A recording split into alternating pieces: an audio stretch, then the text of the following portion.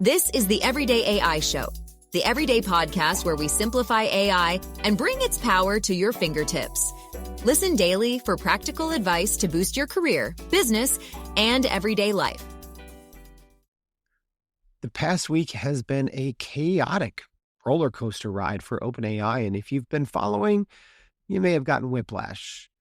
So the company with plans to go public has grabbed just about every headline, good and bad, over the past 7 days. And as a former journalist and someone that's been covering AI daily for 3 years, this was not a normal week for OpenAI or any big tech company, really.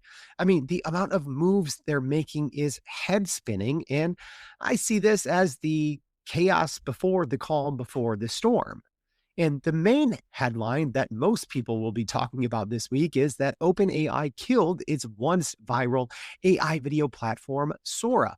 Or maybe that their biggest investor in Microsoft may reportedly sue them for a deal they did with Amazon. Or maybe that the ChatGPT in-app shopping experience failed and didn't go as planned. So doubters will see those things, and the OpenAI naysayers will say that these are the latest signs that OpenAI is bound to fail. Personally, I see it a different way. I see a company that threw the proverbial spaghetti at the wall throughout 2025 to see what stuck and is finally clearing all that mess and is honing its focus in on its core products as it prepares to potentially go public at a more than $1 trillion valuation. So whatever your viewpoint is on OpenAI, this week alone had like a year's worth of developments. And even if you're a casual ChatGPT user or novice in the AI space, you absolutely need to understand the past week of developments at OpenAI because it will undoubtedly be talked about in a decade as a moment that started to either make or break the company. All right, we're going to be getting into it on today's episode of Everyday AI. But before we tell you about that, here's the big picture. Ready? Here's what's going on. OpenAI made more moves in 7 days than most companies make in a year. But essentially, they're just killing what isn't working, and they're going all in on ChatGPT and its new super app platform. And like I said, this week, I think it's going to be remembered as the make or break point when we look back in 3, 5, 10 years on where OpenAI is or maybe isn't as a company. And I think you will be able to wind back in time and look at this week and OpenAI's response to this specific week as that moment in time. So on today's show, we're going to be talking about what OpenAI's retreats and pivots reveal about where the entire AI industry is actually headed, why I think OpenAI squashing side projects like Sora and shopping isn't a weakness, it's actually a strength, and why OpenAI's chaotic week is actually a very calculated strategy to prepare for a potential $1 trillion IPO. All right, if you're new here, welcome to Everyday AI. My name's Jordan, and well, we do this every day.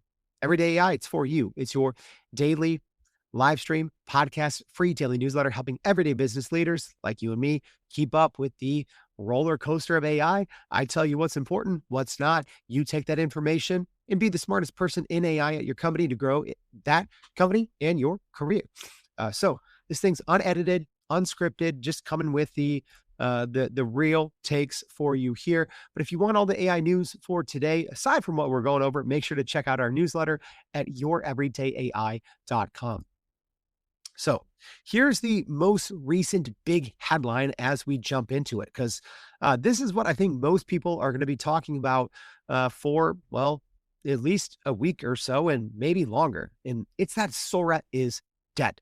So OpenAI just announced that the standalone Sora app is shutting down.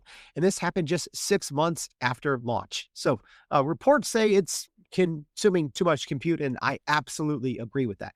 So as of like 2 weeks ago, we saw reports that the plan was to fold Sora ultimately into ChatGPT. And we actually saw some code leaks that showed that they were working on this. But 2 weeks after that, this thing is killed entirely. And it's not just the Sora app, right? It was also everything that it had along with it. Importantly, that $1 billion Disney deal, right? There was a certain licensing agreement that OpenAI and Disney worked out for, users to use Disney characters. And as part of that, Disney provided a $1 billion capital infusion. So yeah, that's gone now. But reportedly no money ever changed hands. But what's important to remember here is what Sam Altman said when Sora was first released. He essentially said that if Sora didn't improve people's lives in 6 months, that they'd readjust. And here we are, less than 6 months later, and well, it's gone. Um, and I'll say what I said then, now, if you didn't hear after Sora came out. I very much called it brain rot, right? I think a lot of people, for whatever reason, accuse me of being an OpenAI, shilling for them. That's not my thing. They've never paid me $1. Um, well, their competitors have, which is interesting. No, I say that because I think that OpenAI, top to bottom, is the best and the easiest AI platform if you're trying to bring your day-to-day, knowledge work into an AI operating system. I think ChatGPT is still the one best platform for that, top to bottom, for most enterprises. But doesn't mean I blindly think that everything they do is amazing. When it came out, even though it was viral, and I said, yeah, there's some good use cases and you can get some utility out of this, especially if you're in charge of creative at your company. But I said, for the most part, Sora is brain rot. Yeah, it's cool. It's fun, but you had to sign up for a specific app to use it. And the app was essentially just AI videos on repeat. I'll say the same thing about Meta's new Vibes platform. It's brain rot, right? I'm not someone that is scrolling, social media shorts, reels, TikToks, right? That's not me. I think that's, it's my opinion, right? But I don't think that really helps anyone. So actually, got to tip the cap here to Sam Altman for following through, right? Reportedly, there's other reasons that it maybe just wasn't bringing in enough money, and OpenAI needed to essentially reallocate the massive compute that they needed to keep up with the Sora demand, even though it wasn't as viral as it was. I think that there was still a lot of, heavy power users that were eating up a lot of compute. And instead, OpenAI has said that they're going to kind of reallocate that to other areas of the business. But I think people are going to look at this as, well, no, Sora failed, right? It didn't bring in enough money. I don't think that. But Sora going down is just the latest in a absolutely wild week for OpenAI. Ready? I'm going to read you the timeline of the last couple of days, the last week or so here. This is a week. Ready? Not a year, not a quarter, not a month. This is the week. All right. So March 18th, we saw reports that OpenAI's biggest investor, Microsoft, is considering suing the company over its cloud deal with Amazon. March 19th, we finally got reports that OpenAI was going to merge ChatGPT, Codex, and their browser Atlas into a single desktop super app. That's some market-moving news. Then the next day, on March 20th, we got the story that OpenAI was abandoning their instant checkout shopping feature. So, the headline said that it failed and that they were instead pivoting to visual product discovery. Then on March 21st, so that was, on the weekend, we saw a story that said that OpenAI was planning to double their workforce. That does not happen, right? So I think right now their headcount is roughly 4,500, and reports say that they're going to try to hit 8,000 by the end of the year. So nearly doubling their workforce, even though in January they said that they were going to slow down hiring. Then also over the weekend, we saw OpenAI hiring a Meta exec to lead their advertising push. They launched a library feature, a small thing, but I think it actually has larger implications than we think. Then also over the weekend, we saw some pre-IPO, right? So OpenAI reportedly preparing for its initial public offering this year. So we saw some pre-IPO docs flag Microsoft reportedly as a major risk for OpenAI. We also saw the potential Helion fusion energy deal mounting with Sam Altman stepping down from the Helion board. And then the Mountain View campus lease. My gosh, a nearly 500,000 square foot building that they're now planting in Google's backyard. right? And then, Sora killed. Oh, and not only that, earlier this week on Tuesday, we got the news that Sora was killed and Disney walking away from the $1 billion deal, but also that they raised another $10 billion as part of a $120 billion round, and that they have their newest model that's a completely new pre-trained model. So not a slightly step up from a 5.4. They have a whole new model that's been pre-trained from scratch, ready to go. And they just had a $1 billion nonprofit pledge. This is all in 7 days, right? It's been an absolutely chaotic week for OpenAI. So let's dig in a little bit more.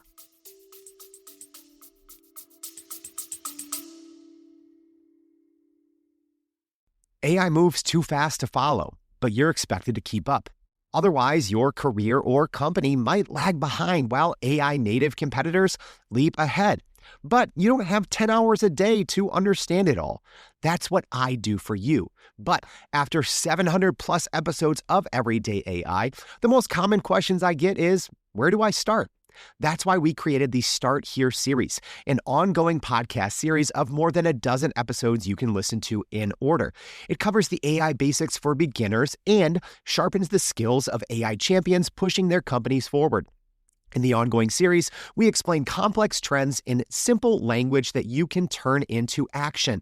There's 3 ways to jump in. Number 1, go scroll back to the first one in episode 691. Number 2, tap the link in your show notes at any time for the Start Here series, or you can just go to starthereseries.com, which also gives you free access to our Inner Circle community where you can connect with other business leaders doing the same. The Start Here series will slow down the pace of AI so you can get ahead.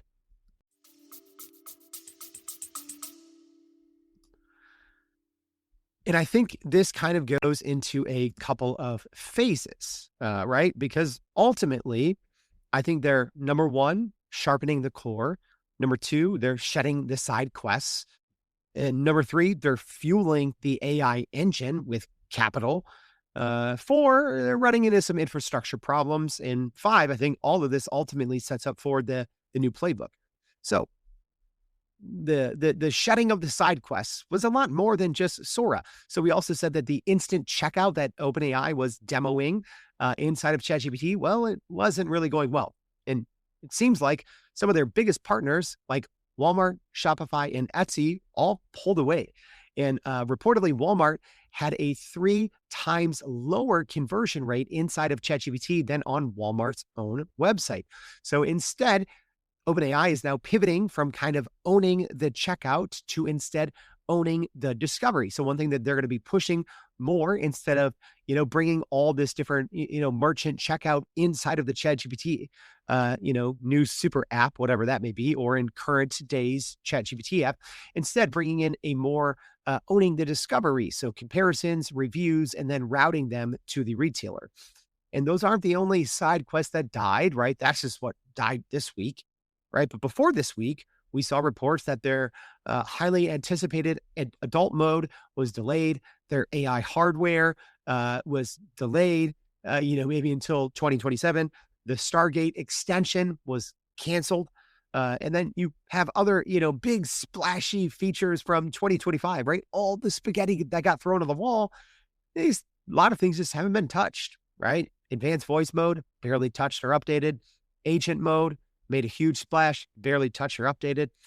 So it does seem like this combination of OpenAI sharpening the core and shedding side quests just to really focus on what matters. But that's not what the narrative is saying, right? There's been this recent, I think the rest of the world is finally starting, a very small sliver, right, is starting to understand who Anthropic is, right? If you listen to this podcast all the time, you obviously know who Anthropic is. But I think the rest of the world is like, oh, what's this Claude thing, right? It's funny. I actually got a group text, from a friend group, right? Someone had just discovered Claude for the first time. But that's the reality, right? Outside of our AI bubble that many of us live in, most people have never heard of Anthropic. They don't know what Claude is. So I think that there's been this recent, kind of surge where the rest of the, non-AI bubble world is figuring out about Claude. And so you have that coincidentally coinciding with OpenAI's most chaotic week ever. So this, narrative that's bubbling to the surface is, well, oh, OpenAI is going to fail. They're going to go bankrupt. It's all Anthropic. It's Claude. No, that's absolute nonsense, right? Full disclosure, I love Claude. I hate their limits. Their limits stink. They have a completely different business plan than OpenAI. A lot of their features aren't as good, but I pay $200 a month for Claude Max, just like I pay $200 a month for ChatGPT Pro, right? It's a great product, but they're not losing to Anthropic. That's just a narrative that I think is, popular to post about on social media, because Claude they've been winning 2026 so far, right? I think hands down, Google won 2025, OpenAI won 2023, 2024.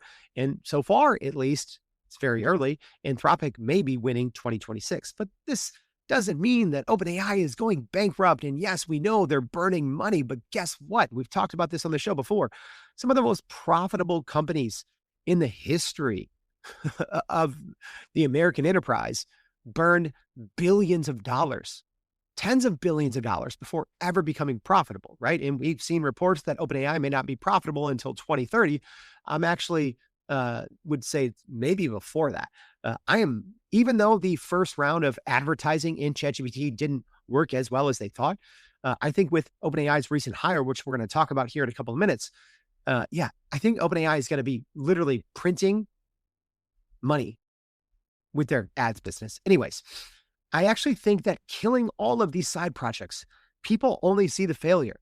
I see that as a strength, because essentially what we're seeing in 2026 with Anthropic winning the year, they're not winning the race, not even close, but they're winning the year.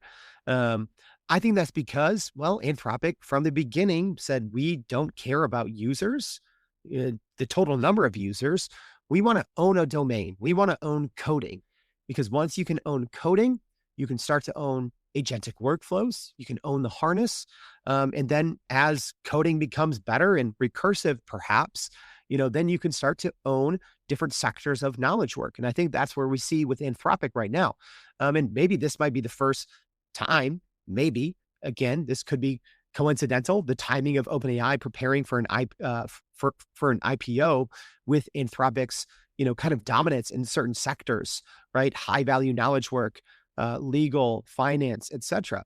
Right? But it seems now like OpenAI is taking a page out of the Anthropic playbook and saying, okay, now we need to narrow our focus and start, really doubling down in the areas that matter. Sora didn't stick, shopping didn't stick, so they scraped it off the wall and moved on, and that's a good thing. So what's it mean for you? Well, expect in the future, right, when we see the new super app, any week, any month now, I think what we will see is more product updates, and I think we will see fewer kind of distractions, so to speak, out of OpenAI. And I think we will see, at least for the second half of 2026, a likely more focused product line, focus on the enterprise, focus on knowledge work, and focus on those high value sectors. So more depth, I think, to the tools that you actually use. And you can tell that's coming because the money hasn't stopped. Investors, for the most part, the big ones writing the billion-dollar checks, they're not dumb, right?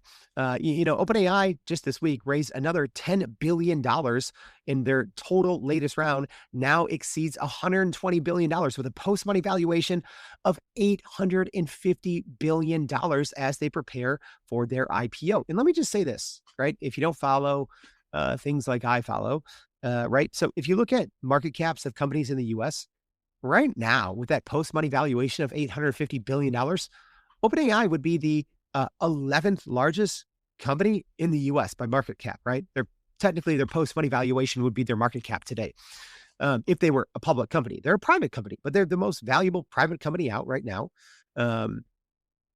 And they will be by the time they IPO, especially if it hits the $1 trillion, they'll be either the 9th or the 10th biggest company in America by market cap, right? Yes, they're not going to make money for a couple of years, and that's very normal for a company like this.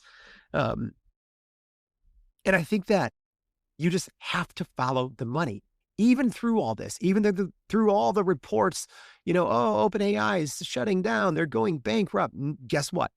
They're still cashing $100 billion rounds. And I don't think that's going to change. And their CFO, Sarah Fryer, did recently just say this. She said, I need to make sure the company is healthy and ready to face the public markets, kind of alluding to all of these kind of side quests that are, now dying or dead or dormant. And instead, the core business is growing and improving. And a big part of that core business will be the new super app that we saw reports of earlier this week. So, number one, I'm glad this is happening, right? I've been shouting on this very, podcast that I do know some OpenAI people listen to, and I have reached out to them and said, like, hey, and I know I'm not the only one, right? But I've been like, what Anthropic is doing with their desktop app is great in the Mac, right? It's one app. It has Claude Chat, Claude Cowork, Claude Code. Very easy, very simple, right? Where right now, ChatGPT has a ChatGPT desktop app. They have a Codex and they have an Atlas browser, right? I'm staring at 3 different, icons on my dock right now. It's confusing. And what I still don't think people understand about Codex, as an example, right, as Claude Code and Claude Cowork, take off in a very viral way, Codex can do up until Claude this past week, just kind of introduced the complete computer use where Claude can control your entire computer, which is cool to use. I love it. Eats through credits, eats through tokens really quickly. But until that, you could do almost everything in Codex that you could do in Cowork or Claude Code. And I don't think people realize that. And I think maybe that's a reason why OpenAI is going away from this strategy of having the 3 different apps and bringing it all into one roof, because Codex is a freaking monster for knowledge work. Yeah, it's great for coding. I love, I kind of go back and forth between Claude Code and Codex, and I always use both on any project, and sometimes anti-gravity as well from Google. But Codex for knowledge work is absolutely amazing. So the super app concept is essentially they're bringing ChatGPT, Codex, and Atlas, their browser, all in one. And I think, what this is setting up for is just straight dollar bills, y'all. Because when you bring all of that context, right, and this new library feature, right, I said it's a little feature that they introduced, and I saw that, and I'm like, this is actually big, right? It's essentially a central location for any file that you've ever uploaded. But think of that across browser, across Codex, and across ChatGPT. So I think, ChatGPT OpenAI is starting to lay the foundations for the future of this super app. But I think ultimately what that leads to is the ability for them to make more money sooner and faster, because, well, they'll be able to sell a lot of ads when they have all of that information on people. So getting back to the money, right, and what their CFO, Sarah Fryer, said about essentially having to be lean before they go public. OpenAI, we've also saw reports this week that they're offering private equity firms guaranteed 17.5 percentage point returns to deploy AI across their portfolio companies. So they're essentially trying to buy PE lock-in before they even go public. So that's what I say. I think this is the chaos before the calm, before the storm. Here's what I mean by this. It's been one of the most chaotic weeks ever for OpenAI or any tech company, probably in recent memory, since I've been doing this, at least with the number of just the sheer quantity of head-turning moves, multiple a day, that you're like, what the heck is going on, right? That's the chaos. And I think that the brass at OpenAI want the calm. They need to get to the calm.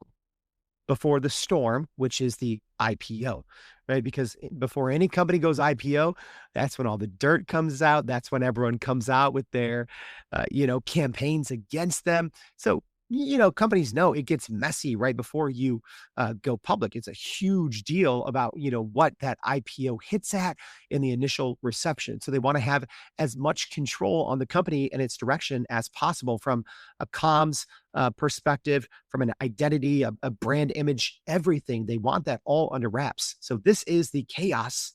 They want to get to the calm, and then there will be the actual storm of going public. So to get there, though, they have to deliver. We don't know if they're going to go public in the second half, third quarter. That's what I've seen from a lot of reporting. But they may not even have the compute that they need, even after they shut down compute-heavy projects like Sora. So, Sam Altman did step down from the Helion Energy board this way to clear the way for OpenAI to potentially enter into a massive fusion power deal. And well, maybe that's tied to the other piece of recent news that OpenAI and Oracle dropped a massive Texas data center extension and Microsoft stepped in to rent it instead. So it is interesting that Microsoft had plans, right? It's this concept of, well, they need more and more compute. And then they had this Stargate extension lined up for more compute. And they had to, say no to that extension. And then Microsoft came in. So a lot of people are saying, well, if they couldn't complete that, why? And maybe this fusion power deal has something to do with it. Or maybe it's just about the, access to capital in what waves, right? Obviously, with the different hardware plays, right? We've seen OpenAI is potentially entering into some custom silicon deals, consumer hardware, a lot of different things they still have going on even after killing some of these side quests. But I think here's what this means for the larger AI race. The best model doesn't really matter as much anymore, right? We talked about this on our Start Here series a couple of weeks ago. I think the harness and the tool use matters more, at least versus just an actual next best model, right? We saw reports on this new model codenamed Spud that OpenAI is working on, but it's now about who has the compute, right? Who is the electricity? Who is the chips? Who is the data centers to run it? And I think that's what we are starting to see here, because a lot of the moves that OpenAI is making seemingly is to reduce the compute that they're spending on consumers and on projects that are maybe not in their long-term vision to profitability or in their long-term vision to an IPO. So it seems like if it's not something that's going to immediately make them, riches in the niches of the enterprise, or something that's going to set them up for an IPO, they're cutting it off, especially if it's compute heavy, because they need to allocate those resources for other reasons. And then, the whole Microsoft problem. Can't ignore that, right? That's another kind of big check mark that OpenAI hopes to check off in the chaos before the calm, before the storm. So Microsoft is reportedly considering suing OpenAI over the $50 billion Amazon cloud deal that OpenAI and Amazon entered into. And Microsoft is saying that it violates their Azure exclusivity. So essentially, OpenAI and Amazon reportedly built a technical workaround to the Microsoft and OpenAI deal, and Microsoft says it kind of violates the spirit of the contract. Meanwhile, OpenAI's own pre-IPO investor docs name Microsoft as a potential business risk. So, the partner that built OpenAI up is now maybe the partner that could potentially hold them back a little bit as they start to, lean in, get leaner, and lean in to longer term profitability. So that one is going to be a relationship that is especially important to watch. And not just for, us AI dorks to have something to talk about at the water cooler or the next conference. That's not what I'm talking about. This is going to impact how you work, because you probably don't know this, but even if the majority of people out there are using Microsoft 365 Copilot, right? You don't know it, but there's OpenAI models have historically run Copilot top to bottom. Over the past couple of quarters, Microsoft, especially inside of their apps, inside of their 365 apps, like Word, PowerPoint, Excel, etc., have started to put in Claude. So the very models that are powering your day-to-day work might get swapped out. We don't know. This could potentially lead to a major rift between OpenAI and Microsoft. So here is the new playbook for OpenAI as we close up this episode. Kill the side quests, consolidate into one super app that's ChatGPT, Codex, and Atlas, and then raise the money, lock in the enterprise, monetize the audience, secure the infrastructure, and prepare for IPO. It's a very simple playbook. And I think the other big thing that's going to be happening in the interim, right, aside from killing all the side quests, getting the super app, going after high value sectors, is their recent hire. So Dave Duggan was hired from Meta to run ChatGPT ads. So right now, OpenAI has 900 million weekly active users. And their first kind of ad foray for their first advertisers in their beta round had to come in with a 200K minimum ad buy. And some of the early stories so far said that, maybe it wasn't as good as they thought, right? There wasn't exactly a lot of reporting, a lot of attribution that advertisers spending a minimum 200K might usually want. That's something to keep an eye on, because I think OpenAI has had a couple of recent key hires from Meta, specifically to work on the ad side of the company. So as they rotate and migrate into the super app, yes, it is to make it easier for consumers, but it's to, right, 90% of people are on the free plan. So that's, I don't know, I'm not great at math, but that's more than 800 million free users that if they're using this super app, I know not all of them are going to use it because, a lot of people are just going to use the web, but still just the amount of advertising, having all of that information in there, right? You've shared keywords with Google. You share your deepest, darkest secrets with ChatGPTs and chatbots of the worlds, right? So not only that, but two other key factors here, looking at OpenAI's new playbook, but the doubling headcount by the end of the year. Wild.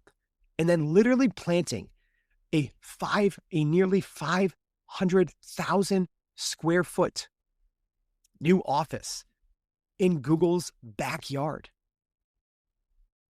Why would you do that? Well, so you can more easily, the closer you are to your enemy, the more fun you can have. So that'll be another storyline to continue to watch. But moral of the story here, OpenAI is not going away, right? Even with their crazy, chaotic week, shutting down Sora, some of their other side projects dying, all they're doing, they're getting leaner, more focused, not weaker. They're getting stronger. And yeah, it's the chaos, but I can't wait after the calm to see the storm.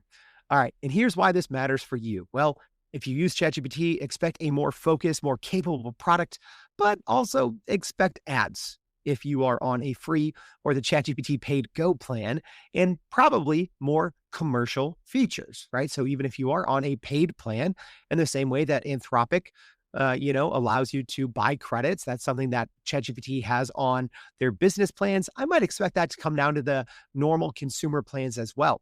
If you're a business leader, the platform wars just entered the enterprise lock-in phase. So you do have to think about picking your AI ecosystem now. And if you are an AI skeptic, strategic retreat is not collapse. What OpenAI is doing right now, this doesn't mean there's actually smart people out there that are like, oh, Sora's dead. This is the latest sign. OpenAI is going bankrupt. I called it first, right? No, it's not how business works, right? This is a company that by today's measures is technically the 11th most value, right? Once they close out this funding round, their post-money valuation would put them at the 11th most valuable company in the US by market cap. Those companies don't just get that valuation or that market cap by sheer luck. No, They do it because they have a tremendous business model that is a generational company. And the new model, don't forget about that. Brand new, codenamed Spud. It is ready. And apparently it is going to really impact the economy, right? According to the brass there at OpenAI. So the money is raised, the workforce is expanding. Now they have to ship, and we just get to watch and, well, maybe enjoy more chaos. All right, that's it for today's show. Taking a look and a quick-ish recap on one of the wildest weeks I've ever seen for a single AI company since I've been doing this daily for 3 years. So, like I said, even if you're not an avid ChatGPT user, even if you're just a novice, whatever happens as the result of this week, I think has long-standing impacts across not just the AI industry, but the tech sector as a whole. So if you learned anything, if this was helpful, right, our team puts a lot of effort into keeping you up to date, trying to give you, maybe sometimes I put my opinion in there, but I try to keep this unbiased and just give you the facts, some of my opinion, and let you decide. So if that's helpful, if you're listening on the podcast, please click that subscribe button and follow the Everyday AI Show, whether you're listening on Spotify or Apple Podcasts. Then if you're on the live stream, repost this. Tell someone who needs to know this, what's going on. You can be the smartest person in AI at your company when you go to our website, youreverydayai.com. Go sign up for the free daily newsletter. Thanks for tuning in. We'll see you back tomorrow and every day for more Everyday AI. Thanks, y'all. And that's a wrap for today's edition of Everyday AI. Thanks for joining us. If you enjoyed this episode, please subscribe and leave us a rating. It helps keep us going. For a little more AI magic, visit youreverydayai.com and sign up to our daily newsletter so you don't get left behind. Go break some barriers, and we'll see you next time.